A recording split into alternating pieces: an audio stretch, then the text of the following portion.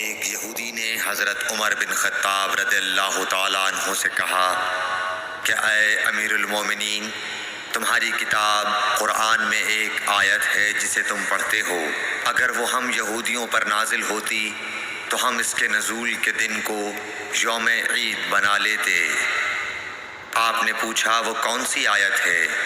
اس نے جواب دیا سورہ مائدہ کی یہ آیت کہ آج میں نے تمہارے دین کو مکمل کر دیا اور اپنی نعمت تم پر تمام کر دی اور تمہارے لیے دین اسلام پسند کیا۔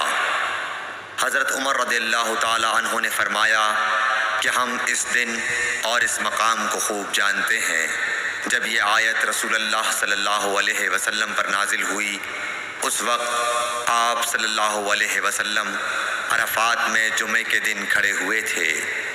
صحیح بخاری حدیث نمبر 45۔